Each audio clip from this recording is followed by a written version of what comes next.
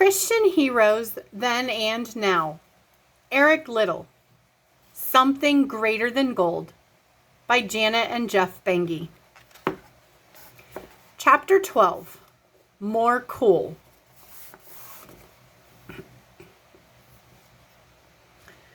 Slowly, the Japanese began to get the upper hand on the Great Plain. They showed some respect for the work of the London Missionary Society Hospital, but not a lot. One night, not too long after Eric had rescued the man with the slashed neck, a huge commotion broke out in the men's ward of the hospital. Eric awoke with a start. Hearing the noise, he leapt out of bed, pulled his clothes on over his pajamas, and rushed off to see what was happening. When he reached the ward, he was met by a grim-faced Dr. McCall.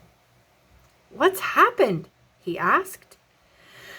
"As far as we can make out, the communists jumped the hospital compound wall and kidnapped one of the Japanese soldiers we were treating. The one with the bullet wound in his leg," said Dr. McCall. Eric gave a low whistle. "How long ago?" "Not more than 5 minutes. It gave the night nurse a terrible scare. They dragged him off like a sack of rice. I wish they wouldn't use the hospital as a combat zone." Dr. McCall sighed and shook his head as he spoke. "I wonder what the Japanese will do when they find out one of their men has been captured," Eric mused.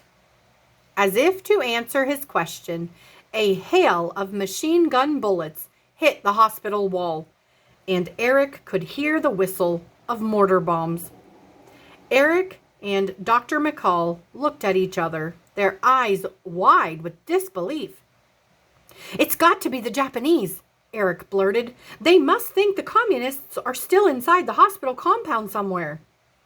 Dr. McCall turned quickly towards the door. "I'll try to reach them and convince the commander they've made a mistake. You see what you can do for the patients. Move the ones by the windows if you can," he yelled back over his shoulder at Eric. Much to Eric's relief, 10 minutes later, the attack ended as abruptly as it had begun. Several minutes after that, Dr. McCall strolled back into the hospital with a smile on his face. "Everything's all right here, I take it?" he said, looking at Eric. Eric nodded and then replied, "Yes, but some of the patients are pretty shaken up. How did it go with the commander?" "Quite extraordinary, really. Let's go outside and check up on the damage, and I'll tell you all about it," he said. When he had shut the door behind them, Dr. McCall told his story. He had been taken to a small hut just outside the compound, where a Japanese colonel was lying on a couch. "At first, he would not even turn around to look at me," said the doctor. "So I started talking to him in Chinese, hoping to get his attention. That didn't work, so I started in on pidgin English. He let me go on for a minute or two, and then all at once he jumped off the couch and yelled something in Japanese. The 2 guards who had brought me to him hurried out of the room and shut the door behind them. Then the colonel turned to me and said with an American accent, 'Forget it, buddy.'" "So you speak English?" I asked. He nodded and hung his head. He told me his parents were from Japan, but he had been born and raised in California. Although he was born in the United States, he decided to help the Japanese win the war in China. He was most unhappy, though. He said, "Now all I ever do is kill. I don't know how to get out of this mess." Eric shook his head wearily. "There are so many people trapped in this war, on both sides. I wish it were over." But the war was far from over. In fact, it was growing by the day as more cities fell to the Japanese. Eric got regular letters from Flo, and the news was not good. Despite the local government's best efforts, Tientsin was now firmly under Japanese occupation. Newspapers were told what they could and could not print, and most means of transportation, including the railways and even the post office, were controlled by the Japanese. To pay for their war, the Japanese were importing into China huge quantities of heroin, a highly addictive and dangerous drug. In Tientsin and other Chinese cities, many people had become addicted. Despite what was happening in Tientsin, Eric continually reminded himself that Flo and the girls were much safer there than out in Siochang with him. In January 1939, the hospital was in crisis. It was the middle of a particularly harsh winter, and the hospital was heated by coal-fired hot water heaters. The Japanese in the surrounding countryside decided to steal the hospital's supply of coal to keep themselves warm. On the Great Plain of North China in winter, a hospital can't function for long without heat. Something had to be done about the situation at once. Eric volunteered to return to the London Missionary Society headquarters in Tientsin to get the money needed to buy more coal to replace what the Japanese had stolen. He knew it would be a dangerous journey that would take him through territory controlled by different armies. In one particular place, he would have to travel over a tract of land that was held by the communists. In addition, the railway lines that ran along both sides of the land were controlled by the Japanese. Eric set out early on a Monday morning and got into difficulty almost immediately. He was confronted by a group of Japanese soldiers who demanded to know what a foreigner was doing roaming the Chinese countryside in the dead of winter. Eric explained who he was, and the soldiers all laughed at him. They told him to take off his shoes and jacket so they could search them. They found nothing that interested them and finally let him go. But the same situation soon repeated itself, this time with communist soldiers. It happened several more times with different patrols before Eric reached Tientsin. Eric began to wonder how he would ever make it back to Siochang with a large sum of money. The first men to search him would surely steal it. After several days of train rides, cart rides, and boats, Eric finally made it the 400 miles to Tientsin. Once safely there, he hurried to visit Flo and the children. It was a wonderful reunion. They had not seen each other for 8 months. 4-year-old Patricia proudly showed her daddy how she could write her name, and 3-year-old Heather sang every song she had learned at Sunday school. Eric loved being home again with his family. The next day, Eric went to the London Missionary Society headquarters to report on the situation at the hospital and the need for money to buy more coal. The director told Eric that rather than take the money back to Siochang to buy coal, he should take a ferry boat south to Techau to buy coal there. Then he should hire a barge and have it towed through the rivers and canals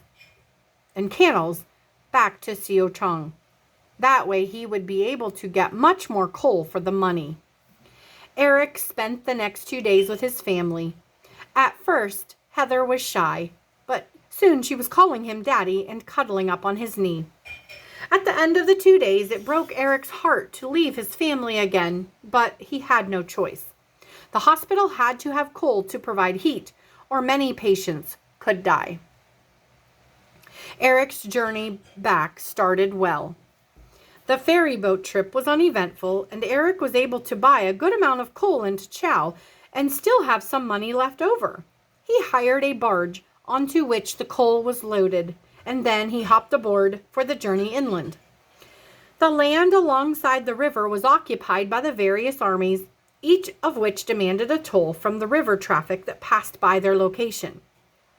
The remainder of Eric's money started to disappear as fast as it was handed over to pay tolls. Then, during the first night on the barge, something else disappeared. Half the coal.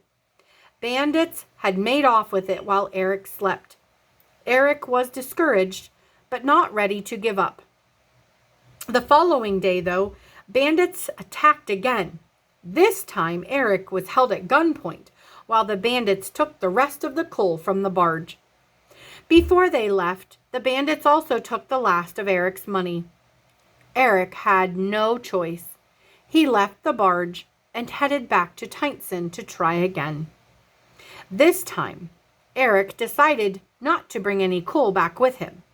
It would be better to buy less coal for the money when he got back to the hospital than to arrive with a barge and no coal. Eric was also determined not to be robbed again, so he hid the money in a hollowed-out loaf of French bread that poked innocently from the top of his knapsack. The trip turned out to be uneventful until about 70 miles from Siochong. The train Eric was riding on suddenly shuddered to a halt. Eric and the other passengers climbed out to see what the problem was, hoping it was nothing serious, as it was snowing outside, and they did not want to be stopped for long. Eric couldn't see very far in front of him because of the snow, but news filtered back to where he stood stomping his feet to keep warm. It was bad news. Some Chinese peasants had sabotaged the railroad tracks as a way to get back at the Japanese. They had torn up a large section of the rails, and a freight train had run off the end of the tracks and lay in a crumpled heap directly in front of them. Soon, the conductor confirmed that this was indeed what had happened. He then told the passengers that the train would back up to the last station they had passed and wait for the tracks to be repaired, though no one seemed to know how long that would be.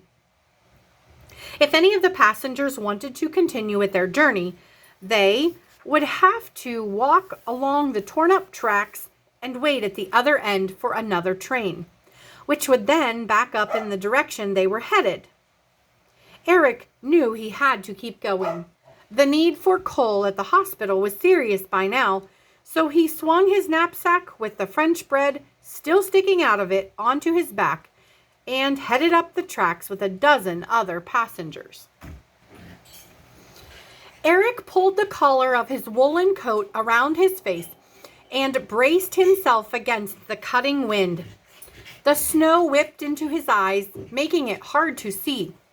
Eric and the other passengers formed a line and followed the bumps of the railroad ties that were visible in the snow.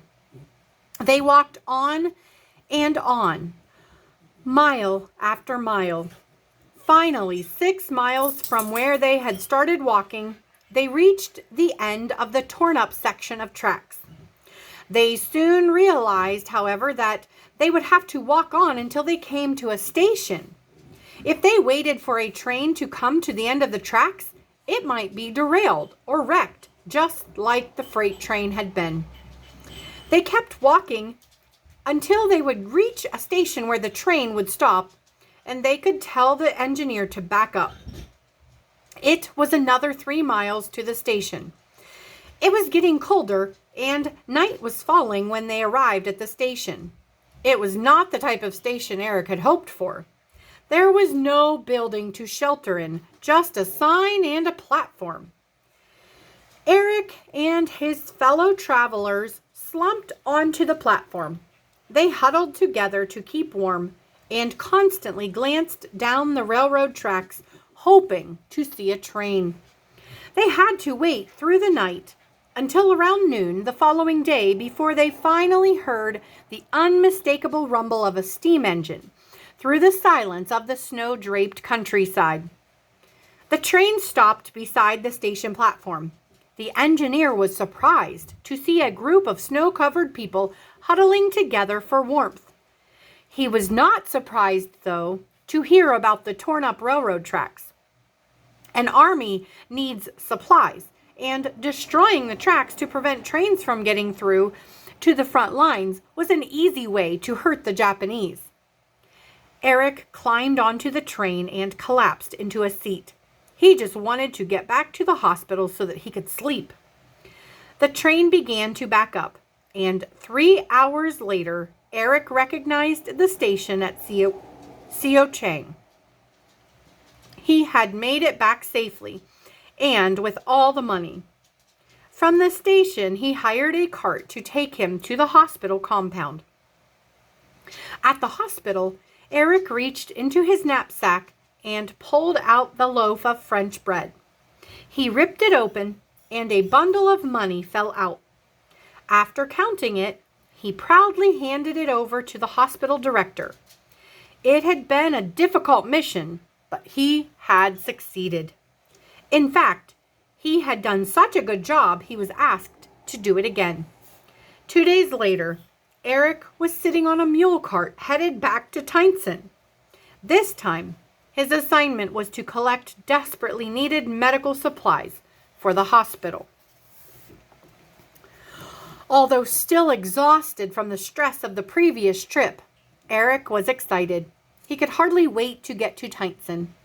Before he set out, the hospital director had released him to take a long-awaited furlough with Flo and the girls as soon as the supplies had been safely delivered to the hospital.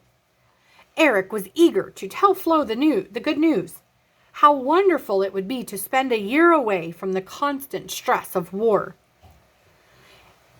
Eric made plans in his head for the furlough as he rumbled along on the mule cart, but he had no way of knowing then that, far from leaving war behind when he and Flo and the 2 girls took their furlough, they would be headed into another war, a different war, a war that would nearly cost all 4 of them their lives.